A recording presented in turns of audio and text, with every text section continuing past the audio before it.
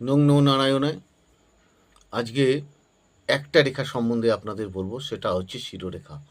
শিরোরেখাটি যদি আপনার একদম শেষের দিকে এসে তার মাথাটি যদি বেঁকে হৃদয় রেখা অর্থাৎ বুধের ক্ষেত্রের দিকে যদি এগোতে থাকে, তাহলে এরা খুব অর্থলোভী হয় এবং অর্থের জন্য যে কোনো ছোট বড় কাজ করতে পারে। একটা জিনিস মনে রাখবেন, এই অর্থলোভী লোকগুলো প্রথম দিকে ভালো থাকলেও পরবর্তী শেষ জীবনে কিন্তু ভালো থাকে না। অতএব আপনি চেক করুন আপনার মন মানসিকতাকে।